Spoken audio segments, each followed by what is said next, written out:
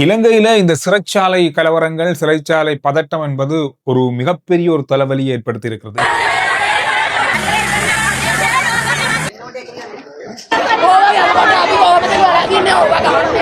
இன்றைய நாள்ல மகர சிறைச்சாலைக்குள்ள ஏற்பட்ட கலவரம் ஒரு பெரிய பதட்டமான சூழலை அந்த பிரதேசத்துல ஏற்படுத்தி இருக்கிறது. அது மட்டுமில்லாமல் சிறைச்சாலைகள் தொடர்பான செய்திகளையும் ஏற்படுத்தி இருக்கிறது. மகர சிறைச்சாலையில இன்று முற்பகல் நடந்த இந்த கலவரத்துல இதுவரைக்கும் 6 பேர் அல்லது 7 பேர் காயமடைந்த நிலையில வைத்தியசாலையில் அனுமதிக்கப்பட்டுள்ளதாக உறுதிப்படுத்தப்பட்டிருக்கிறது. அது மட்டுமில்லாமல் இன்று இரவு 7:30 மணி வரைக்கும் அந்த செய்திகள் அடிப்படையில் ஒரு கைதி உயிரிழந்திருப்பதாக உறுதிப்படுத்தப்பட்டிருக்கிறது. இந்த சம்பவம் தொடர்பாக இப்பொழுது தொடர்ச்சியான விசாரணைகளும் அந்த சிறைச்சாலையினை பதட்டமான சூழலை கட்டுப்படுத்துவதற்கான நடவடிக்கைகள் தொடர்ந்து இடம்பெற்று வருவதாக சொல்லப்பட்டிருக்கிறது. இந்த பதட்டமான சூழல் ஏன் ஏற்பட்டது, என்ன காரணம் என்பது தொடர்பாக இதுவரையில முழுமையான தரவுகள் இல்லாட்டியும் இப்பொழுது முதல் கட்ட விசாரணைகள்ல சில தகவல்கள் வெளியாகி இருக்கிறது. சிறைச்சாலை அதிகாரிகளுக்கும் சிறை கைதிகளுக்கும் இடையில இன்று காலையில ஏற்பட்ட முருகல் நிலைதான் இந்த பதட்டமான சூழலுக்கு காரணம் என சொல்லப்பட்டிருக்கிறது. இந்த பதட்டமான சூழலை தொடர்ந்து சிறைச்சாலை அதிகாரிகளுக்கும் சிறை கைதிகளுக்கும் இடையிலான ஒரு முரண்பாடு ஏற்பட்டிருக்கிறது. இந்த முரண்பாட்டின் காரணமாக சிறை கைதிகள் சிறைச்சாலையினுடைய ஒழுக்காற்று அலுவலகம், சிற்றுண்டிச்சாலை, பிரதான அதிகாரியுடைய அலுவலகத்தை தீ வச்சிருக்காங்க.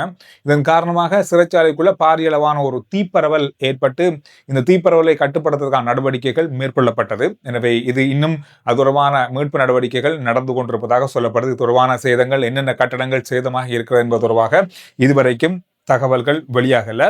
இந்த கலவரமானது காலையிலேயே அல்லது இந்த முருகலானது காலையிலே நிகழ்ந்திருக்கலாம்னு தான் சொல்லப்படுது. காரணம்னு சொன்னா இன்றைக்கு காலையில கைதிகளை பார்க்கறதுக்கு உறவினர்கள் வந்திருக்காங்க. ஆனால் கைதிகளை பார்க்கறதுக்கு உறவினர்களை சிறைச்சாலைக்குள்ள இன்றைக்கு அனுமதிக்கல.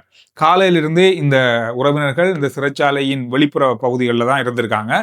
இந்த கலவரம் இடம்பெற்ற நேரத்துல தீப்பரவலை அவதானிச்சிருக்காங்க. அது மட்டும் இல்லாமல் சில உறவினர்கள் அங்கிருந்து ஊடகங்களுக்கு சில கருத்துக்களை தெரிவிக்கும் போது இந்த பதட்டமான சூழல் ஏற்படும் பொழுது சில துப்பாக்கி சூடு சம்பவங்களும், அதாவது துப்பாக்கி சூடு சத்தங்களும் அங்கு கேட்டதாக குறிப்பிட்டிருக்காங்க. ஆனால் சிறைச்சாலைகள் திணைக்களம் இதுவரைக்கும் எந்த விதமான உத்தியோகபூர்வமான அல்லது உறுதிப்படுத்தப்பட்ட தகவல்கள் எதையும் இந்த துப்பாக்கி சூடு சத்தங்கள் கேட்ட தொடர்பான தகவலை வெளியிடல. சற்று நேரத்துக்கு முன்பு அமைச்சர், அதாவது நீதி மற்றும் சிறைச்சாலைகளுக்கு பொறுப்பான அமைச்சர் ஹர்சன் ஆனேக்கார் அவர்கள் ஊடகங்களுக்கு தொலைபேசி மூலமான சில தகவல்களை வழங்கியிருக்காரு. இந்த சம்பவமானது அல்லது இந்த பதட்டமானது ஏற்பட்டதற்கு முதல் காரணம் சில கைதிகள் கூரை மீது ஏறி ஆர்ப்பாட்டத்தில் அல்லது எதிர்ப்பு போராட்டத்தில் ஈடுபட்டதாகவும் இதன் காரணமாகவே அதிகாரிகளுக்கும் சிறை கைதிகளுக்கும் இடையிலான ஒரு முருகல் நிலையாக இது மாறி இருக்கலாம் அப்படின்னு மாதிரி அவருடைய தகவல்களில் சொல்லப்பட்டிருக்கு. இதுவரைக்கும் 6 பேர் காயமடைந்திருக்காங்க. இந்த காயமடைந்தவர்கள் எதன் காரணமாக காயமடைந்தாங்க என்பது தொடர்பாக சரியான உறுதிப்படுத்தப்பட்ட தகவல் தன்னிடம் இல்லை அப்படின்னும், மேலதிகமான விசாரணைகள் மேலதிகமாக இந்த கலவரங்களை அல்லது இந்த பதட்டமான சூழலை கட்டுப்படுத்துறதுக்கான விசேட அதிரடிப்படையினரும் அதோட மேலதிகமான சிறைச்சாலை அதிகாரிகளும் போலீசாரும் அங்கு அனுப்பப்பட்டிருப்பதாகவும் இது தொடர்பான கட்டுப்படுத்தும் நடவடிக்கைகள் இப்பொழுது நடந்து வருவதாக அவருடைய இறுதியான தொலைபேசி மூலமாக அவர் ஊடகங்களுக்கு வழங்கிய செய்தியில குறிப்பிட்டிருந்தார்.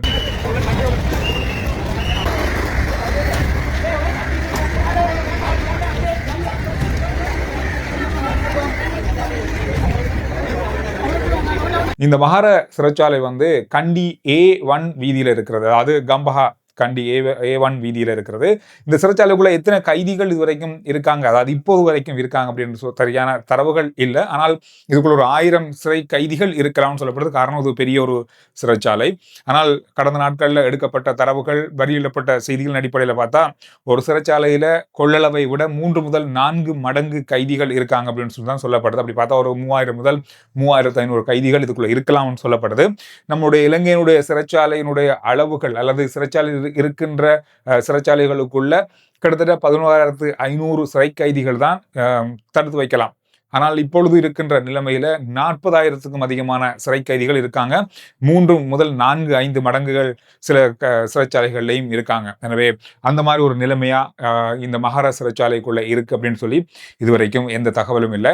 இந்த சிறைச்சாலையில் ஏற்பட்ட தீப்பரவலை கட்டுப்படுத்தும் நடவடிக்கை தொடர்ச்சியாக இடம்பெற்று வருவதாக சொல்லப்படுது.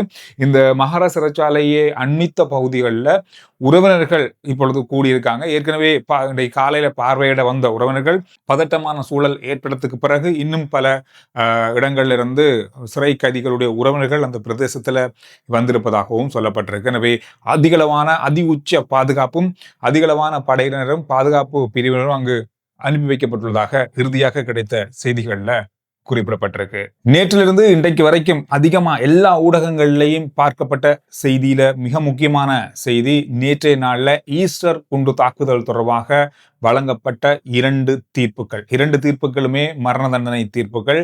முன்னாள் பொலிஸ்மா அதிபர் பூஜித் ஜெயசுந்தர அவருக்கும் முன்னாள் பாதுகாப்பு அமைச்சின் செயலாளர் ஹேமஸ்ரீ பெர்னாண்டோ இவங்க 2 பேருக்கும் தான் இந்த மரண தண்டனைகள் விதிக்கப்பட்டிருந்தது.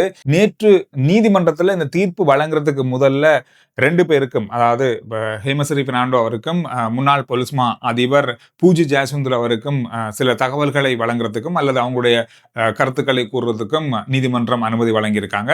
அந்த விடயத்துல முன்னாள் பொலிஸ்மா அதிபர் பூஜி ஜெயசுந்தர் அவர்கள் குறிப்பிட்ட தகவல்கள்ல, நான் ஒருபோதும் யாருடைய உழைப்பையும் வேண்டும் என்று எடுத்ததில்லை.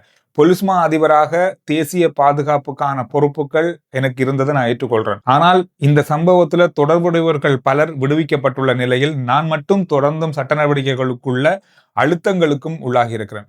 யாருக்கும் அநீதியோ தீங்கியோ விளைவிக்கும் நோக்கில செயற்பட்டதில்லை, என் மீது கருணை காட்டுங்க அப்படின்னு சொல்லி முன்னாள் பொலிஸ்மா அதிபர் இந்த தீர்ப்பு வழங்குறதுக்கு முதல்ல நீதிமன்றத்துல குறிப்பிட்டிருக்காரு. அது மட்டும் இல்லாமல் முன்னாள் பாதுகாப்பு அமைச்சின் செயலாளர் ஹேமஸ்ரீ பெர்னாண்டோ அவர்கள் குறிப்பிட்ட தகவல்ல, பாதுகாப்பு செயலாளராக தனித்து செயற்படும் அதிகாரம் எனக்கு ஒருபோதும் இருக்கல. அப்போதைய பாதுகாப்பு அமைச்சரும் மற்றும் ஜனாதிபதியுமான மைத்ரிபால சிறிசேன அவர்களின் கீழ் மட்டுமே தான் நான் பணியாற்றியிருந்தேன். அப்போதைய அரச புலனாய்வு சேவை இயக்குநராக இருந்த நிலந்த ஜெயவர்தன ஜனாதிபதியுடன் நேரடியான தொடர்பில் இருந்து புலனாய்வு தகவல்களை வழங்கியதாக கூறினார். தாக்குதலுக்கு முன்னைய நாள் எங்களுக்கு வாட்ஸ்அப் மூலமாக 2 தகவல்கள் மட்டுமே கிடைத்ததாகவும், எழுத்து மூலமான புலனாய்வு அறிக்கைகள் எதுவுமே கிடைக்கப்பெறல அப்படின்றத அவர் குறிப்பிட்டிருந்தாரு. ஊரடங்கு சட்டத்தை அமல்படுத்தவோ ராணுவத்தை அழைக்கிறதுக்கோ எனக்கு எந்த அதிகாரங்களும் இல்லை. பொதுவாக ஒரு அமைச்சர், அதாவது ஒரு அமைச்சின் செயலாளராக எப்படி பணியாற்றுவாங்களோ அதே போலதான் நான் பாதுகாப்பு அமைச்சின் செயலாளராக இருந்தேன். மற்ற அமைச்சினுடைய செயலாளர்கள் இந்த மாதிரியான அதிகாரங்களை கொண்டவங்களோ அந்த மாதிரி அதிகாரங்கள் தான் எனக்கு இருக்கு. மேலதிகமான அதிகாரங்கள் எதுவும் இல்லை. வெளிநாடு செல்லும் போது கூட அந்த அதிகாரங்கள், அதாவது பாதுகாப்பு அமைச்சர் வெளிநாடு செல்லும் போது கூட எனக்கு அந்த அதிகாரங்களில் நான் செயலாளராக தான் இருப்பேன். அந்த மாதிரியான தகவல்கள் தான் அவர் வெளியிட்டு அதே நேரத்தில் இந்த தீர்ப்பால மகிழ்ச்சி அடைகின்ற 2 பேர் தான் முன்னாள் ஜனாதிபதி மைத்ரிபால சிறிசேன மற்றும் நிலந்த ஜெயவர்தன என்ற ஒரு தகவலையும் குறிப்பிட்டிருக்காரு. 76 வயதான எனக்கு சிறையில் மருத்துவ சிகிச்சையை தொடர்வதற்கு அனுமதி அளிக்கப்பட வேண்டும் என்றும், ஒரு நாள் வரலாறு என்னை நிரபராதி என்று நிரூபிக்கும் என்றும் அவருடைய இந்த தீர்ப்புக்கு முதலான கருத்துக்கள்ல குறிப்பிட்டிருந்தாரு. நேற்று நாள்ல இந்த விடயம், மரண தண்டனை விதிக்கப்பட்ட விடயம் குறிப்பிடப்பட்டாலும் இன்று அதிகமான பத்திரிகைகள்லையும் முக்கியமான ஊடக செய்திகள்லையும் அவர்கள் தீர்ப்புக்கு முதல்ல குறிப்பிட்ட விடயங்கள் பதிவாகி இருக்கிறது. இன்றைய நாள்ல முன்னாள் பொலிஸ்மா அதிபர் பூஜி ஜெயசுந்தர் அவர்களுடைய இந்த ஈஸ்டர் குண்டு தாக்குதல்ல 260க்கும் அதிகமானவங்க உயிரிழந்தாங்க என்பதும் குறிப்பிடத்தக்கது. எனவே இந்த விஷயங்கள் தான் இன்றைய நாள்ல பார்க்கப்பட்ட மிக முக்கியமான செய்திகளுடைய சுருக்கம்.